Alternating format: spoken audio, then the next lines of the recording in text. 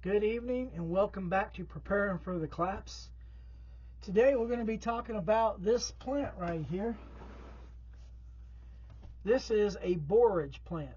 Now borage is also called the starflower plant. And the reason that they call it the starflower plant, I will show you. This is the flowers that they like to make.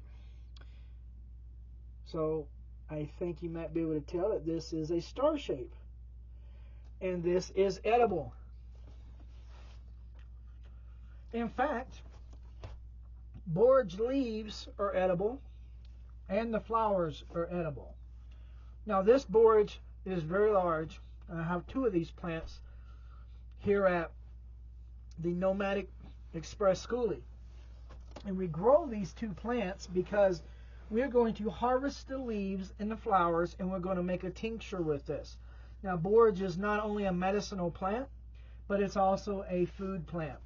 It's a rare plant, but not many people know about borage, B-O-R-A-G-E. And we grew this from seed and it grew very fast. And once it got pretty hot, it started going to seed and it drew in quite a number of pollinators. Honeybees, wasps, you name it. They all showed up. It's been a very good companion, but last night here in northern Arizona, we started getting down into freezing temperatures.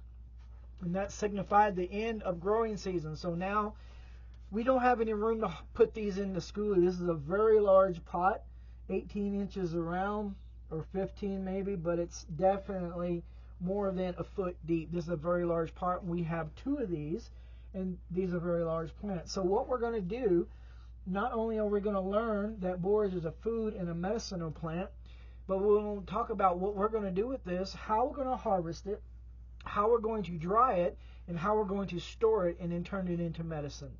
Now, the leaves, when they become this old, this mature, I should say, are very fuzzy. Okay?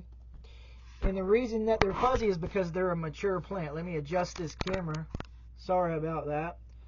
Seems like there's something in the way. These become very fuzzy. If you're familiar with the mullein plant is fuzzy. Now, at a young time, the borage leaves are awesome as a green that you can cook like spinach or any other greens such as mustard or collards. You can cook them that way, or you can chop them up fresh and throw them into a salad. These are very edible.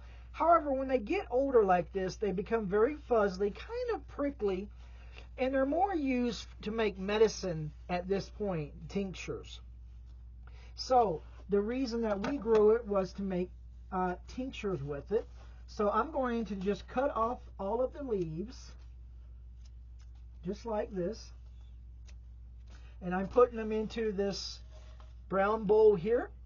And this is how we're going to harvest our borage, because we can't keep it outside now. It's going to be too cold at night. And we don't have room in the skoolie to really keep large plants like this. So we will harvest this now, take what we can get from it. And as you can see, I'm just chopping off the leaves. Okay? And we're going to dry these leaves and the flowers. And then we're going to store them in an airtight jar.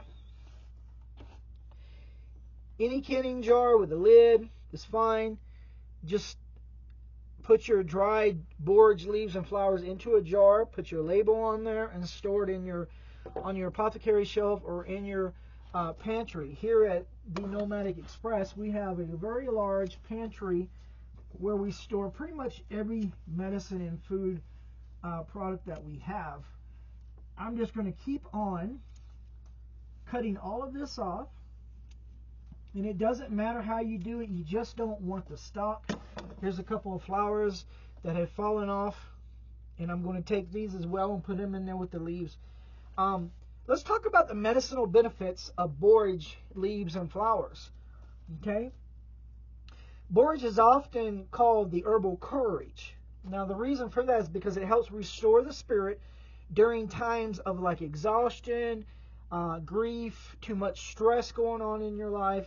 A tea made with borage or a tincture would definitely help out during that time, because what it does, it literally strengthens the adrenal glands, and this helps the body recover from like long-term fatigue and like emotional stress, like emotional strain. It helps recover from that. So you can make a tea from the leaves or the flowers, or maybe a mixture of that. And it's known to sort of uplift your mood and bring like a calm vitality to your body physically. So it helps out in that way. It's also an anti-inflammatory. It's very cooling to the system. And that has to do with Ayurvedic medicine, which we will go into at a later date. But both the leaves and the flowers contain GLA. Now, if you've ever heard of GLA, it's gamma linolenic acid. I think that's how it goes. Gamma and linolenic acid. It's basically a rare form of omega-6 fatty acid. Okay, and that's very important for your body, because that helps regulate inflammatory response in the body. The oil actually is pressed from the borage seeds, and it's widely used to like soothe arthritis, eczema, and I also know it's actually used for PMS related discomfort symptoms for our female friends as well. Even a simple infusion of like the leaves alone can reduce heat inside the body, and it can ease inflammation in your skin, in your organs, in your whole body. Conditions such as sore throats, like a fever or chest congestion, borage is very good at taking the heat out of that and helping you heal a lot faster. Now, and that's just as a medicine. I mean, not medicine, but as a tea. But used as a tincture, now we're talking about a medicinal grade herbal remedy, okay? Because the tincture is very powerful. It's very strong.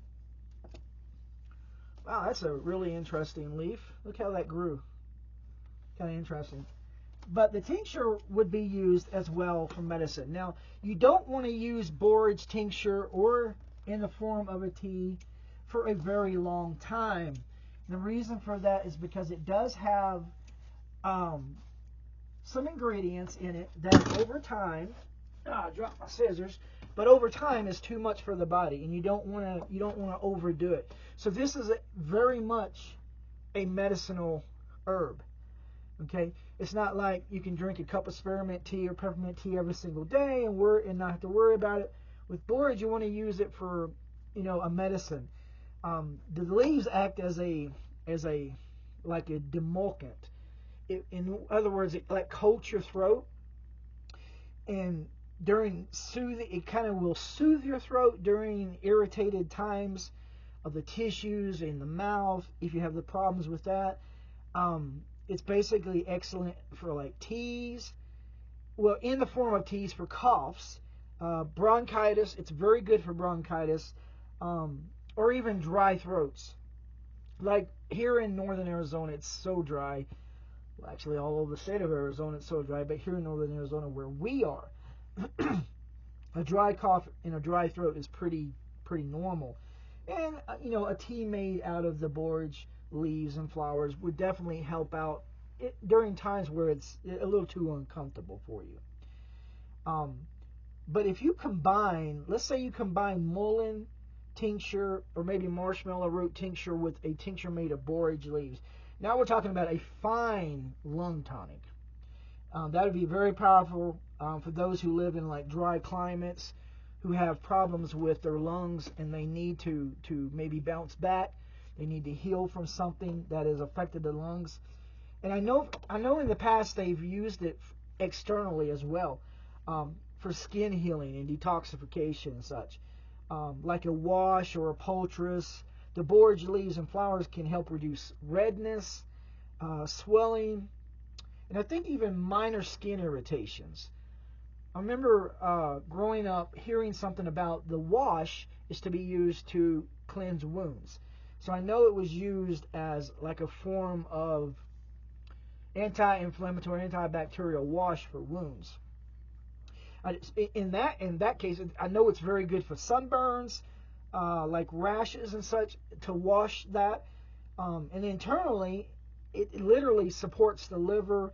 It supports your kidneys, the functions that they have to go through, and it aids in detoxification. So if you're taking a detox tea, okay, let's say you want to detox your kidney, you want to detox your lungs, you're using dandelion root, you're using a milk thistle to rid the liver of toxins and such.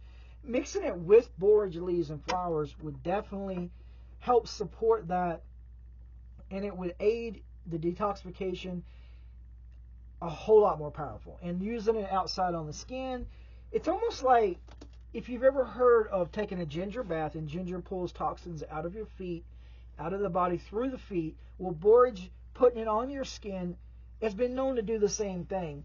And the thing is, it's also got a lot to do with like hormones and reproduction balance, because for menopausal symptoms, for PMS symptoms, for menstrual irregularities, it almost acts like the red raspberry leaf tincture or tea, and that does the same thing. It helps with all of that as well. But borage also does that as well.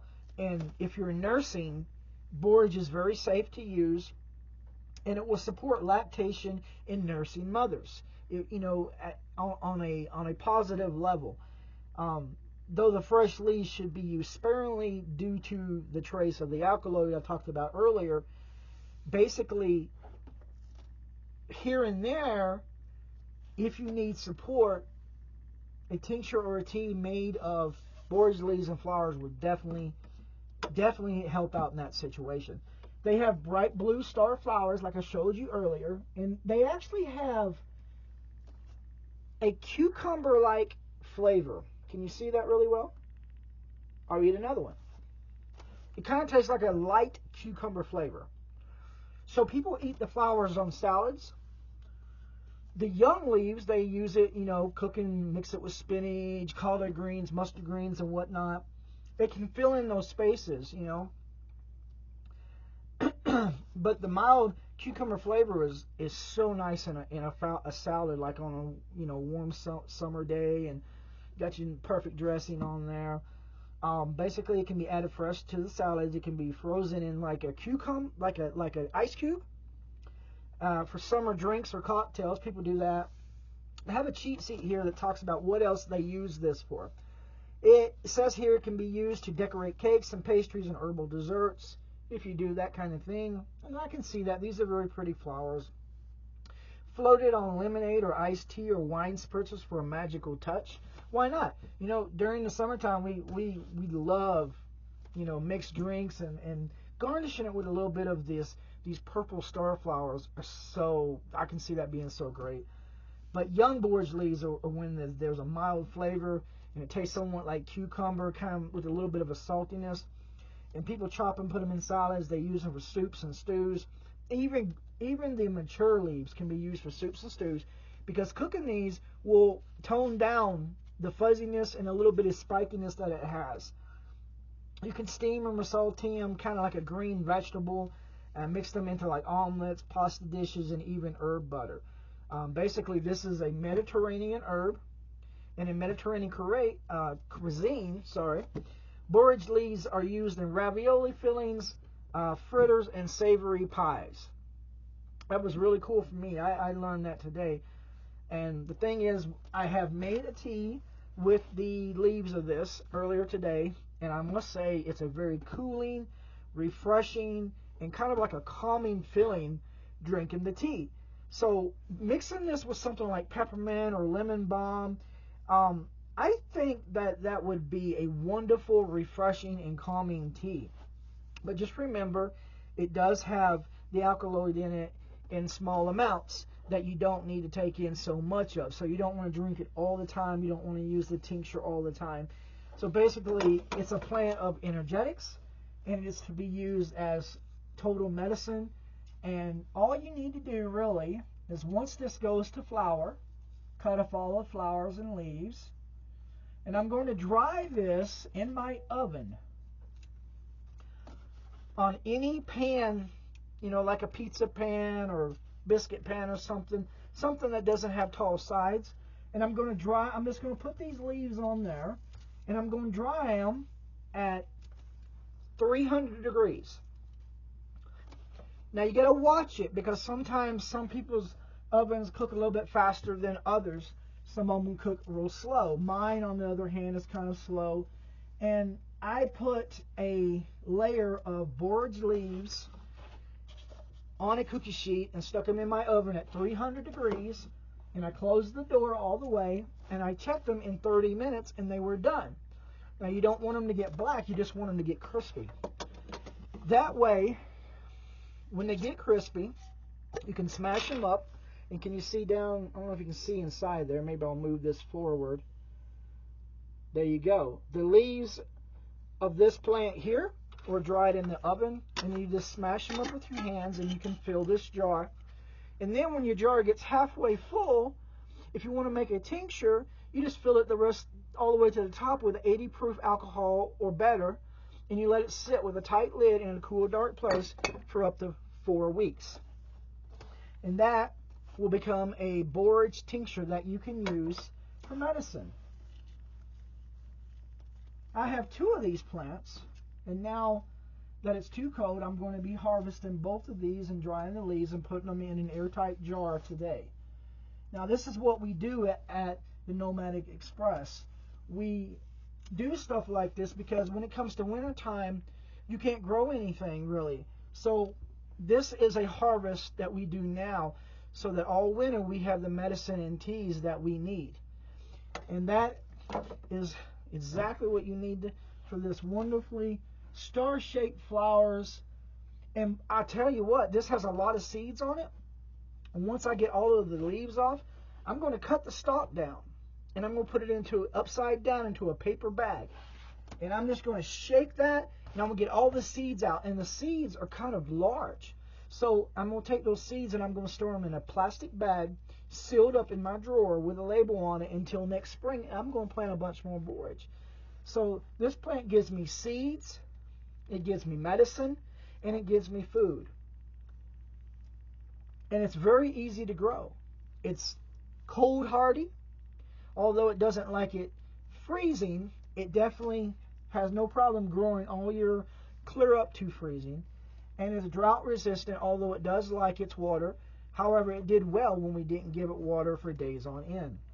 So if you've never grown borage, or if you've never even heard about it, I've got these seeds from, I think, Baker Creek Seed, Rare Seed Company in Mansfield, Missouri. And they have a website, I think it's called rareseed.com. But these are heirloom seeds, and they're organic, and we don't spray anything on our plants here at the Nomadic Express. But this is how you're going to harvest it. This is you get 3 items out of it. You want to make sure you get all 3 of your items out of there so you can grow some more borage the next season. I hope that you've enjoyed learning about borage, the medicinal uses, the food uses, how to harvest it, how to harvest the seeds, what you can eat, when you should eat the leaves. Because here at Nomadic Express Skoolie, this is our passion. This is what I love to do, and I love teaching people. So if you have any questions, just drop them into the comments below. We'd love to hear from you. If you've ever grown borage, or if you use borage medicine, or use it as a food, however, if you don't even have any experience, we'd like to answer questions or whatnot. But we thank you so much for joining us here in the Skoolie kitchen and preparing for the collapse. And we hope that we see you next time here on the Nomadic Express Skoolie Kitchen. I'm your host, Spirit Walker. Have a wonderful evening.